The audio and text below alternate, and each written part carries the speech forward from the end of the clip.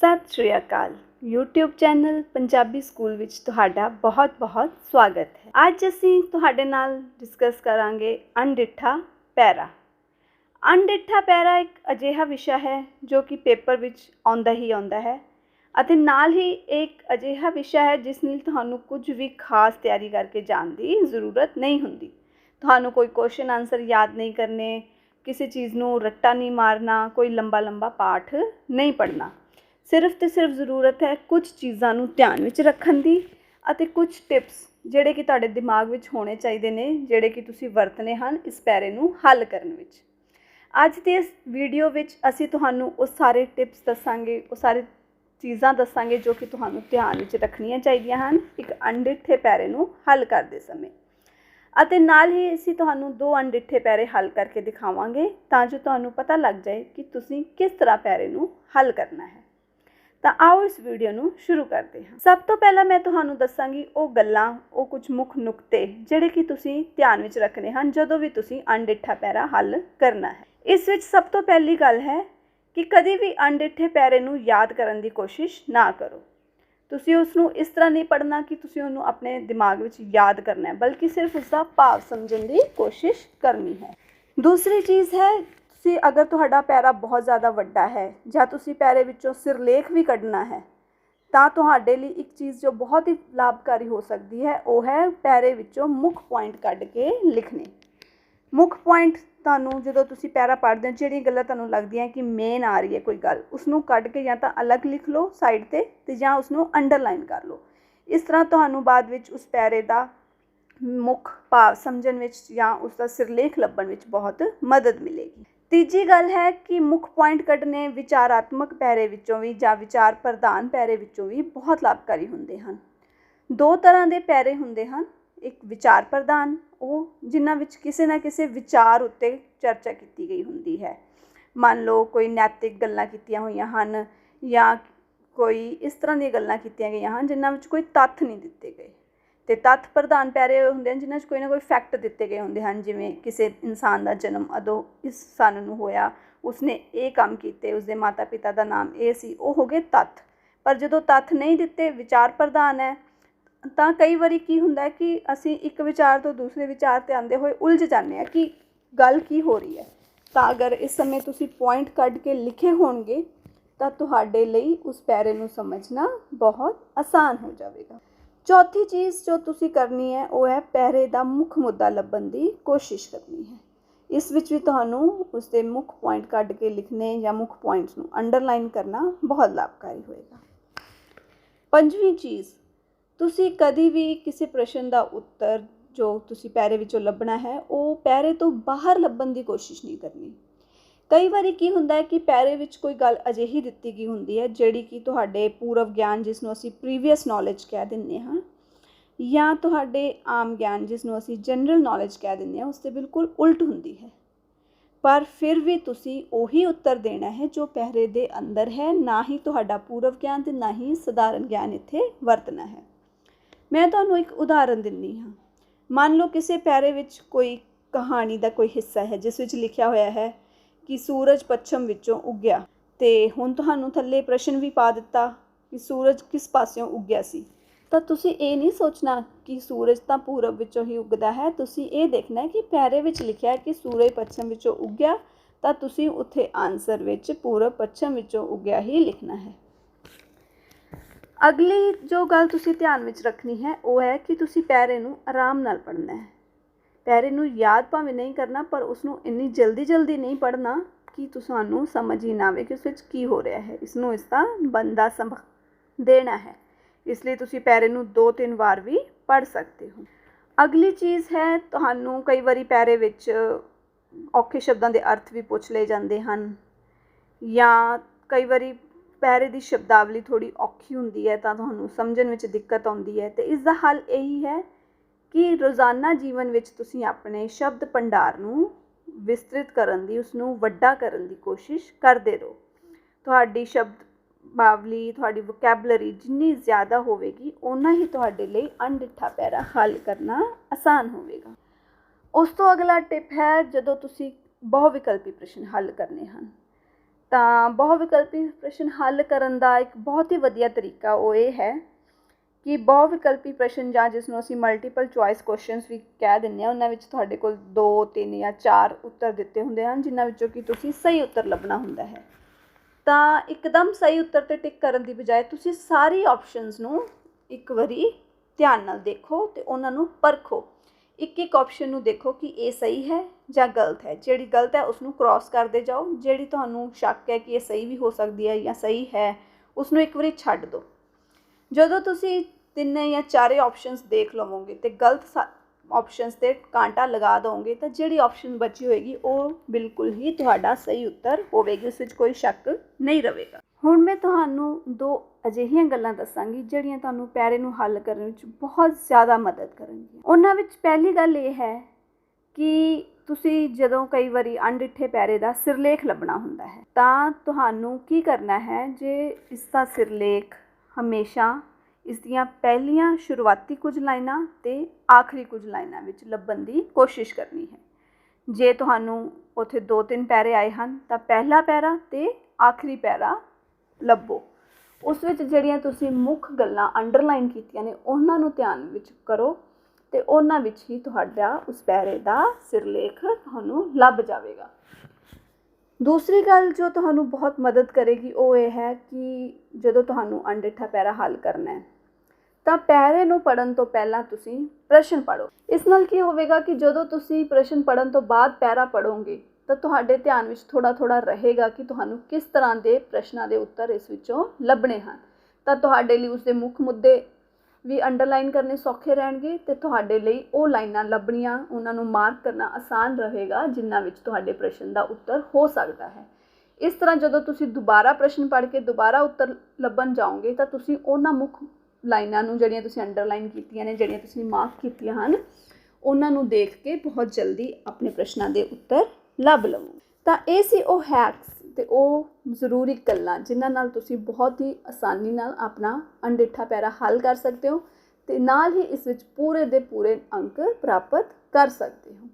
ਇੱਕ ਆਖਰੀ ਗੱਲ ਜੋ ਮੈਂ ਹੋਰ ਕਹਾਂਗੀ ਉਹ ਇਹ ਹੈ ਕਿ ਕਈ ਵਾਰੀ ਤੁਸੀਂ ਜੇ ਪੂਰੀ ਲਾਈਨ ਵਿੱਚ ਉੱਤਰ ਦੇਣਾ ਹੈ ਤਾਂ ਐਜ਼ ਇਟ ਇਜ਼ ਪੈਰੇ ਵਾਲੀ ਲਾਈਨ ਹਮੇਸ਼ਾ ਉੱਥੇ ਦੇਣ ਦੀ ਕੋਸ਼ਿਸ਼ ਨਾ ਕਰੋ। ਪ੍ਰਸ਼ਨ ਨੂੰ ਦੇਖੋ, ਆਪਣਾ ਉੱਤਰ ਪ੍ਰਸ਼ਨ ਦੇ ਕੁਝ ਸ਼ਬਦਾਂ ਨਾਲ ਸ਼ੁਰੂ ਕਰੋ ਅਤੇ ਉਸ ਤੋਂ ਬਾਅਦ ਜੋ ਤੁਹਾਨੂੰ ਪੈਰੇ ਵਿੱਚ ਲੱਭਿਆ ਉੱਥੋਂ ਸ਼ਬਦ ਲਓ ਅਤੇ ਆਪਣਾ ਉੱਤਰ ਸਹੀ ਤਰੀਕੇ ਨਾਲ ਪੂਰਾ ਕਰੋ।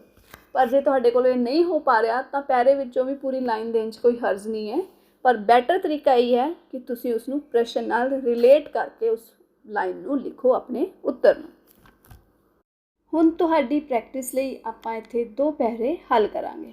ਇੱਕ ਪੈਰਾ ਹੈ ਜਿਸ ਵਿੱਚ ਕਿ ਮਲਟੀਪਲ ਚੁਆਇਸ ਕੁਐਸਚਨਸ ਹੋਣਗੇ ਅਤੇ ਦੂਸਰਾ ਪੈਰਾ ਹੈ ਜਿਸ ਵਿੱਚ ਕਿ ਤੁਸੀਂ ਪ੍ਰਸ਼ਨ ਦਾ ਉੱਤਰ ਪੈਰੇ ਵਿੱਚੋਂ ਲੱਭ ਕੇ ਆਪ ਦੇਣਾ ਹੈ।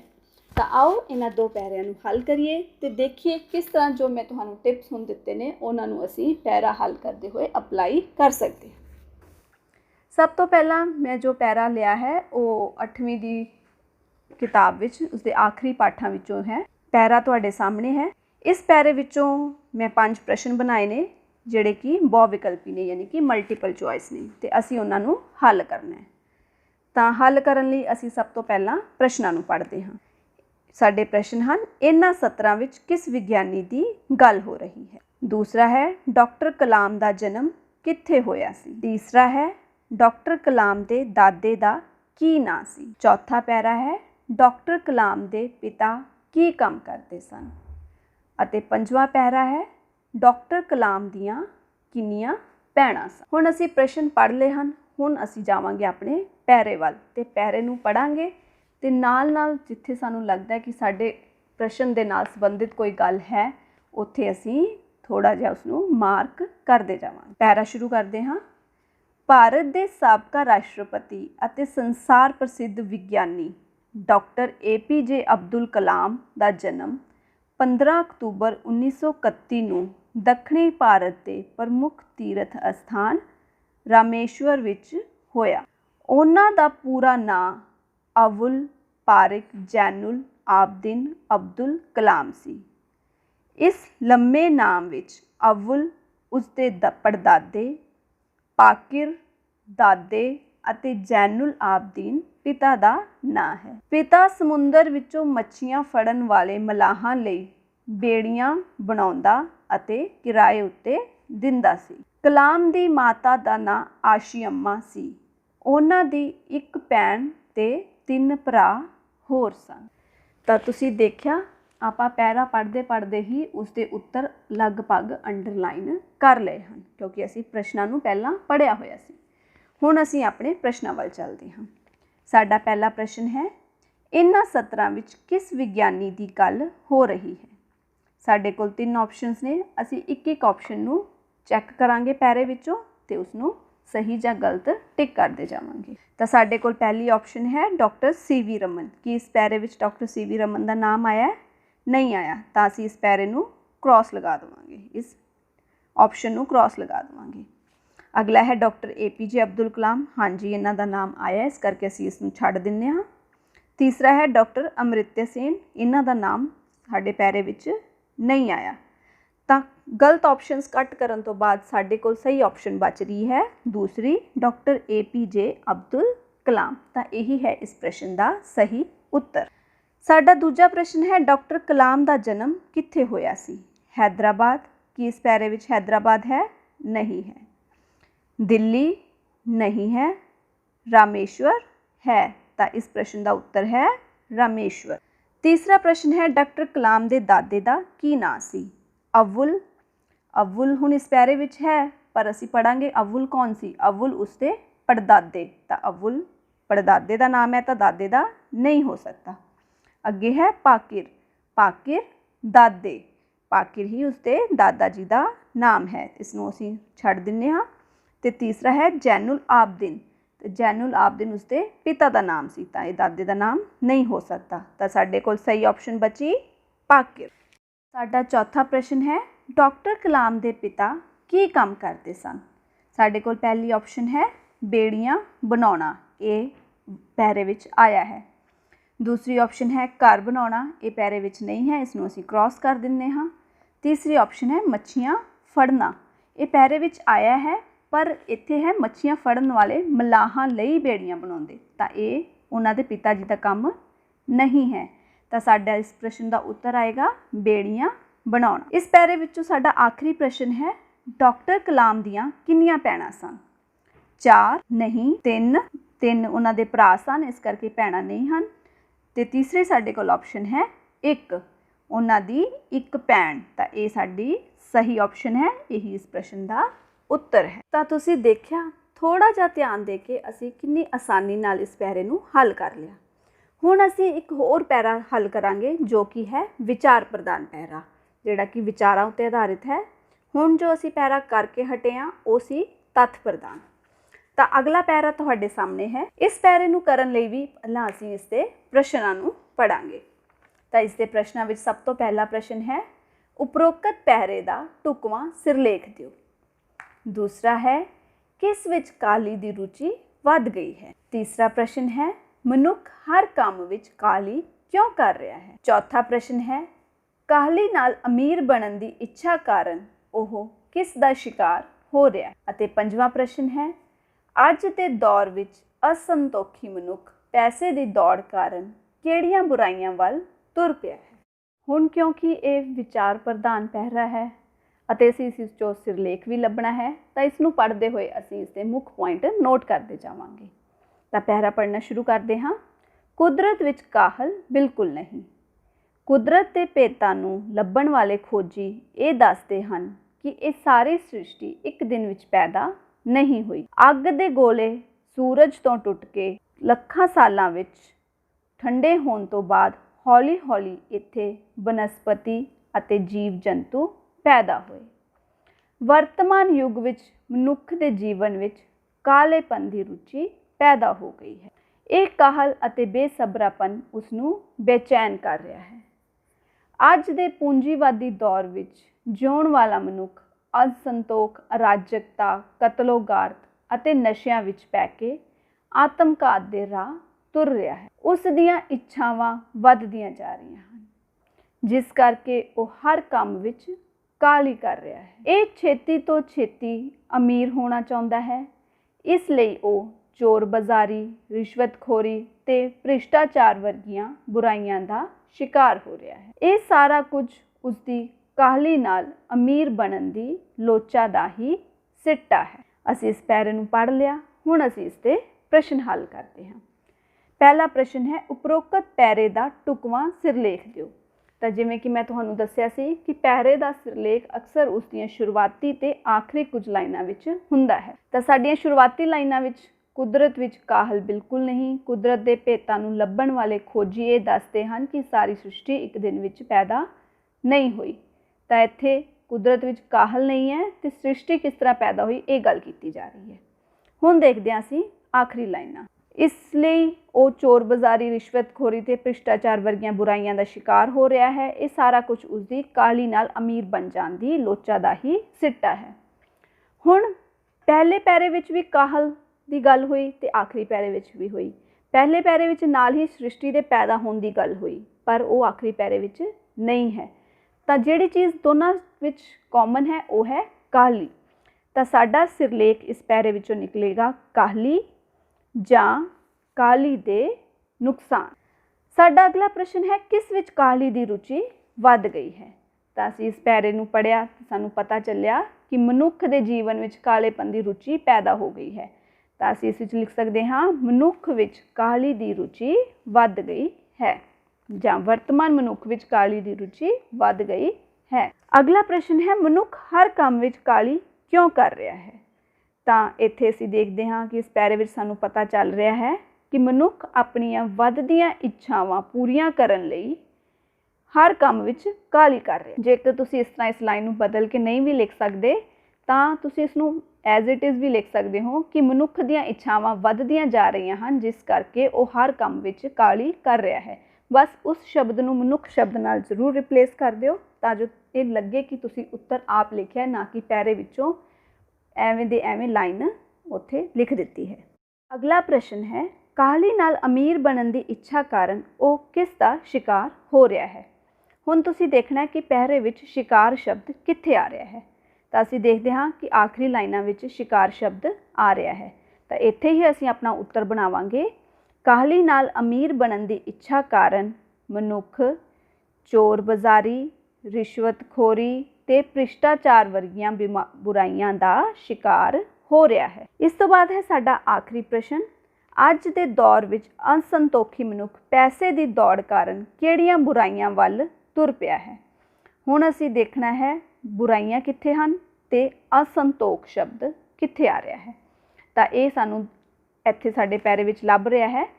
ਅੱਜ ਦੇ ਪੂੰਜੀਵਾਦੀ ਦੌਰ ਵਿੱਚ ਜਿਉਣ ਵਾਲਾ ਮਨੁੱਖ ਇੱਥੇ ਸਾਨੂੰ ਹੈ। ਤਾਂ ਅਸੀਂ ਇਸ ਦਾ ਉੱਤਰ ਲਿਖਾਂਗੇ, ਅੱਜ ਦੇ ਦੌਰ ਵਿੱਚ ਅਸੰਤੋਖੀ ਮਨੁੱਖ ਪੈਸੇ ਦੀ ਦੌੜ ਕਾਰਨ ਅਰਾਜਕਤਾ, ਕਤਲੋਗਾਰਤ ਅਤੇ ਨਸ਼ਿਆਂ ਵਿੱਚ ਪੈ ਕੇ ਆਤਮਘਾਤ ਦੇ ਰਾਹ ਤੁਰ ਰਿਹਾ ਹੈ।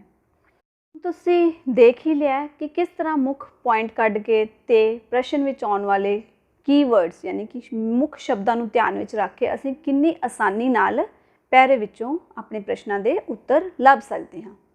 ਇੱਕ ਹੋਰ ਗੱਲ ਹੈ ਕਿ ਪੈਰੇ ਵਿੱਚੋਂ ਬਿਲਕੁਲ ਐਜ਼ ਇਟ ਇਜ਼ ਲਾਈਨ ਚੱਕ ਕੇ ਉੱਤਰ ਦੇਣ ਦੀ ਬਜਾਏ ਜੇ ਤੁਸੀਂ ਉਸਨੂੰ ਪ੍ਰਸ਼ਨ ਨਾਲ ਥੋੜ੍ਹਾ ਜਿਹਾ ਜੋੜ ਕੇ, ਯਾਨੀ ਕਿ ਪ੍ਰਸ਼ਨ ਵਿੱਚ ਜੋ ਸ਼ਬਦ ਆਏ ਨੇ ਉਹਨਾਂ ਸ਼ਬਦਾਂ ਨੂੰ ਵਿੱਚ ਸ਼ੁਰੂਆਤ ਕਰਕੇ ਉੱਤਰ ਦੀ ਅਤੇ ਉਸ ਤੋਂ ਬਾਅਦ ਪੈਰੇ ਵਿਚਲੇ ਸ਼ਬਦਾਂ ਨੂੰ ਵਿੱਚ ਲਗਾ ਕੇ ਉੱਤਰ ਦਿਓਗੇ ਤਾਂ ਤੁਹਾਡਾ ਉੱਤਰ ਹੋਰ ਵੀ ਜ਼ਿਆਦਾ ਇੰਪ੍ਰੈਸਿਵ ਅਤੇ ਹੋਰ ਜ਼ਿਆਦਾ ਵਧੀਆ ਹੋਵੇਗਾ। ਪਰ ਜੇ ਤੁਸੀਂ ਇਹ ਨਹੀਂ ਵੀ ਕਰ ਪਾ ਰਹੇ ਤਾਂ ਪੈਰੇ ਵਿੱਚ ਆਉਣ ਵਾਲੀ ਲਾਈਨ ਵੀ ਅਗਰ ਤੁਸੀਂ ਲਿਖ ਦੇਵੋਗੇ ਤਾਂ ਵੀ ਤੁਹਾਨੂੰ ਕੁਝ ਨਾ ਕੁਝ ਨੰਬਰ ਜ਼ਰੂਰ ਮਿਲਣਗੇ। ਇਹ ਸੀ ਸਾਡਾ ਤਰੀਕਾ ਅਣਡਿੱਠੇ ਪੈਰੇ ਨੂੰ ਚੰਗੀ ਤਰ੍ਹਾਂ ਹੱਲ ਕਰਨ ਦਾ।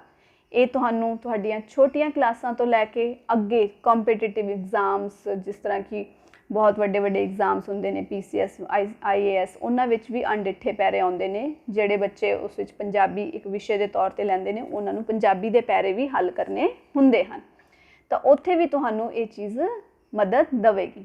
ਇੱਥੋਂ ਤੱਕ ਕਿ ਤੁਸੀਂ ਕਿਸੇ ਹੋਰ ਭਾਸ਼ਾ ਦਾ ਵੀ ਜੇਕਰ ਪੈਰਾ ਹੱਲ ਕਰਨਾ ਹੈ, ਅਨਸੀਨ ਪੈਸੇਜ ਹੱਲ ਕਰਨਾ ਹੈ, ਤਾਂ ਮੈਂ ਤੁਹਾਨੂੰ ਜਿਹੜੇ ਟਿਪਸ ਅਤੇ ਟ੍ਰਿਕਸ ਦੱਸੇ ਹਨ ਉਹ ਤੁਹਾਨੂੰ ਉੱਥੇ ਵੀ ਓਨੇ ਹੀ ਕਾਰਗਰ ਸਿੱਧ ਹੋਣਗੇ ਜਿੰਨੇ ਕਿ ਤੁਹਾਨੂੰ ਪੰਜਾਬੀ ਵਿੱਚ ਸਿੱਧ ਹੋ ਰਹੇ ਹਨ। ਤੁਹਾਡਾ ਅਗਲਾ ਪਾਠ ਲੈ ਕੇ ਮੈਂ ਬਹੁਤ ਜਲਦੀ ਫਿਰ ਤੋਂ ਹਾਜ਼ਰ ਹੋਵਾਂਗੀ।